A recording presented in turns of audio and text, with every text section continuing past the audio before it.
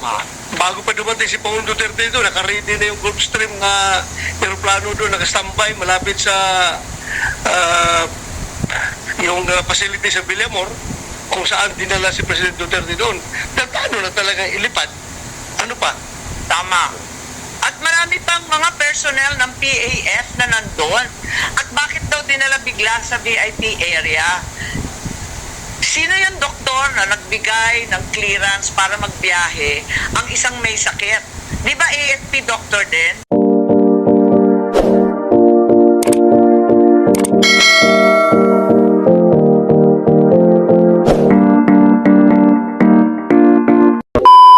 Nila noong March 20 at kumpleto at mahusay ang binahagi na impormasyon patungkol sa pagkakaaresto ng dating Pangulo.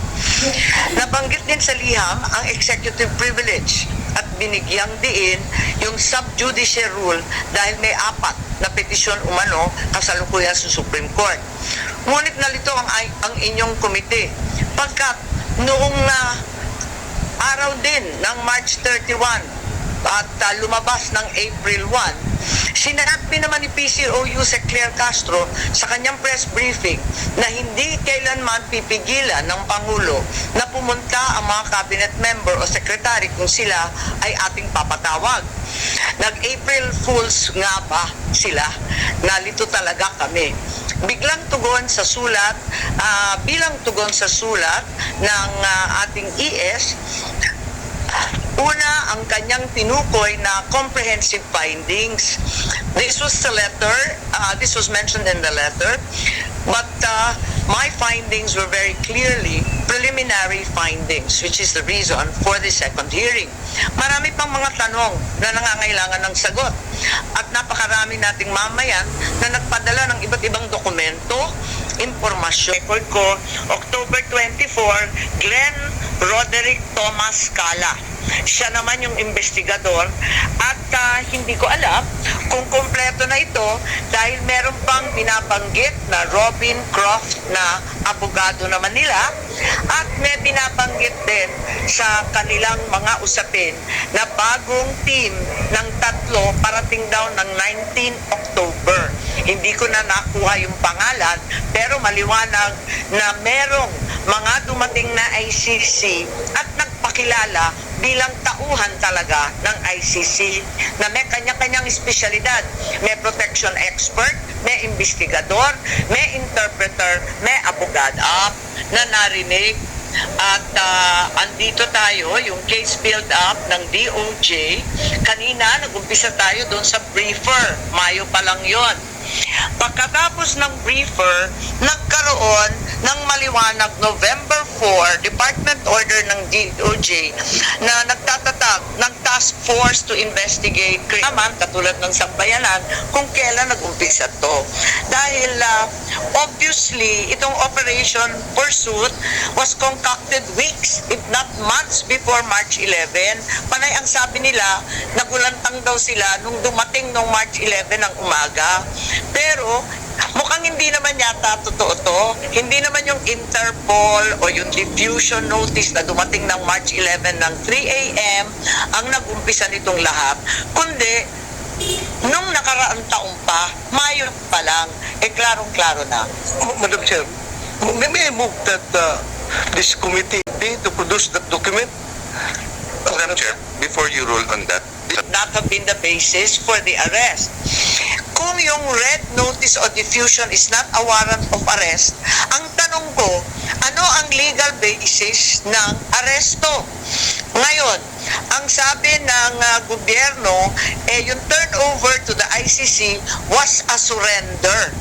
Surrender na po to under Article 17 of RA 9851 and the Rome Statute. Walang pakialam sa Rome Statute kasi hindi na nga tayong member. I need to point out that before they can actually surrender PRRD, they have to arrest him to have him in custody. If there was no warrant issued by the court for PRRD's arrest, does that mean that it was an administrative arrest? Was the administrative arrest valid? Was the DOJ or whoever ordered the arrest empowered under 9851 to effect an administrative arrest? Nakakatuwa kasi kanina, nabasa ko lang sa dyaryo, tamang-tama, na yung spokesman ng ICC, Dr. Fadi L. Abdallah, sinabi that the surrender of former Philippine President Rodrigo Duterte of the ICC to the ICC was a decision entirely made by the Philippine government.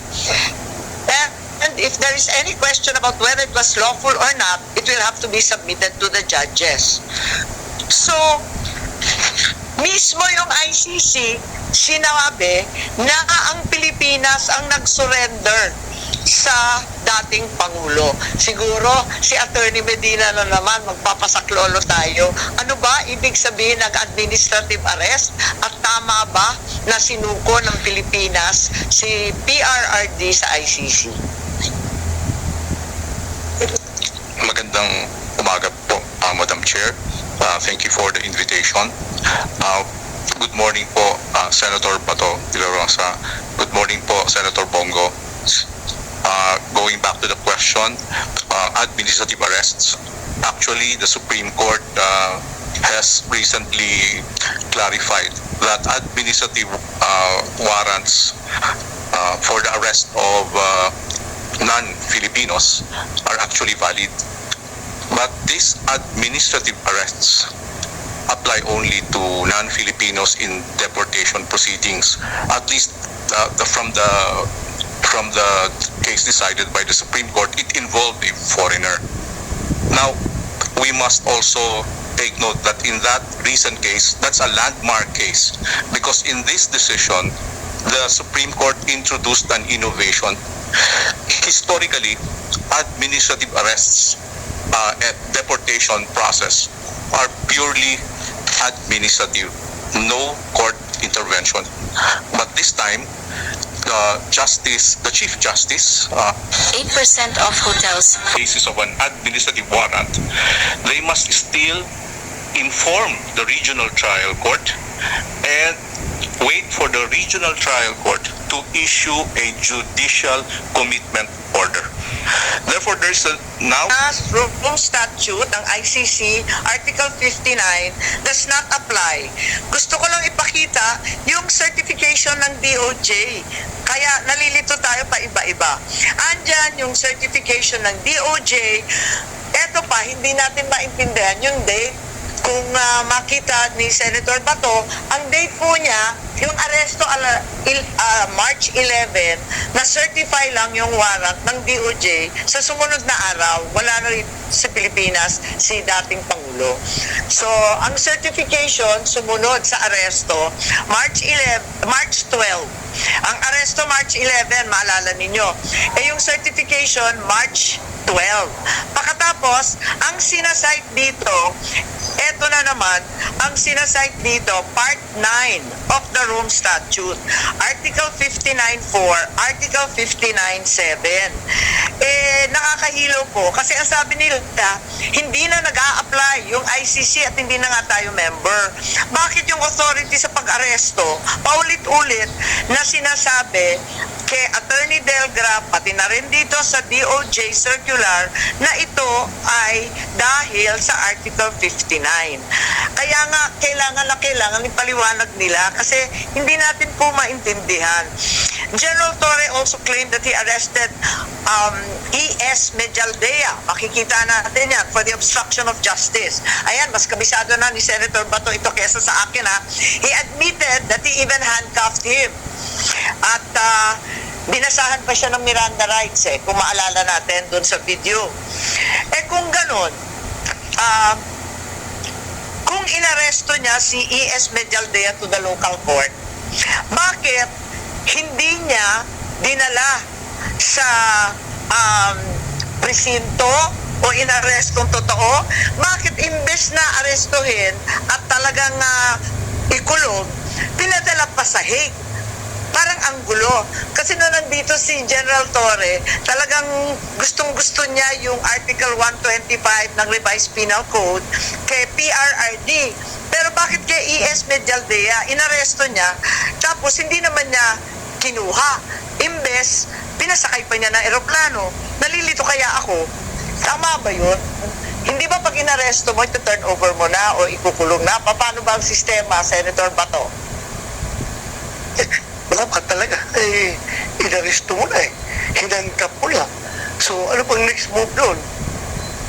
Ha? Eh kaya nga nakakapagtaka, pinagbiyahin niya. Tama ba yun? Wala makapagsabi na tama yan. Oo nga.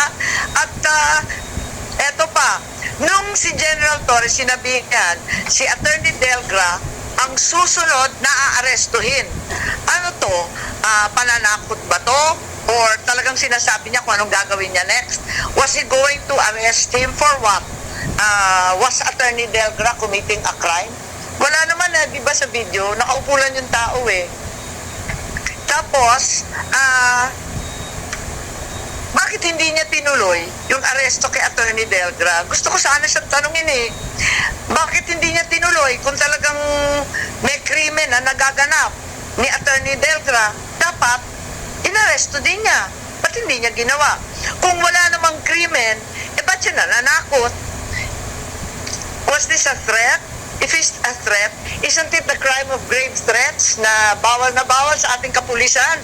Article 282 of the Revised Penal Code, threatening to commit the crime of arbitrary arrest and detention is clearly a grave threat. Soltore dyan. Bilang kanyag na pulis at general, di ba Senator Bato, ano sa tingin ninyo? Taking orders from a general ng armed forces, it should be somebody from above. So, maliwanag pa sa sikat ng araw na presidente ang nagbigay ng order na yun. Dahil sabi mo niya, he's just following orders. Yun na nga. Sir. Kaya gusto natin malaman kay Secretary Teodoro sino nagputos. Kasi tulad nga ng sinabi ninyo, wala nang mas mataas sa cabinet member kundi ang Pangulo mismo. Nabanggit ni Senator Bato yung Gulf Stream at narito yung SEC para ipaliwanag at maraming nagtatanong doon sa private jet with the tail code RPC 5219 used to transport the former president to The Hague. Ayan. So, maliwanag po yan. Sino magsasagot yan, Madam Chair? Yun na nga, kasi wala ngang sasagot. Andito yung detalye natin na meron tayo. If President Duterte is a protected person under the American Executive Order of President Trump, does that mean the person will have all his or her assets in the U.S. frozen? Nalilito kami eh. Kasi in providing the means of transport so that the former president turn over sa ICC, binigyan ng transportasyon, material support or provision of services ang tulong niya. Di ba po? Talagang hindi naman mangyayari yun kung wala yung eroplano. So, Madam Chair, if Malacanang is cooperating with ICC, albeit patago, kahit na-deny nila, kahit ano kasinungalingan na pinagsasabi nila, nag-cooperate pa rin sila dahil nangyari na nga eh. Nandun na si Pangulong Duterte. Siguro naman, it is a moral obligation of this committee also to share our findings of this committee to President Donald Trump para kung sino mang may-ari nitong Gulfstream na ito, na aeroplano, ay kung may mga ari-arian ito sa Amerika, i-covered siya sa executive order na pinirmahan ni President Trump. So kung sino mang may-ari ng aeroplano na yan, mananagot siya kay President Trump. Sigurado ako, kung may Gulfstream ka na aeroplano, mayroon kang mga ari-arian sa Amerika. Kaya prepare for the repercussions of your action. Dahil very clear yan, doon sa executive order na inisyu ni President Trump na mananagot kung sino ba mag-facilitate ng mga interference ng ICC to their allied countries. Madam Chair.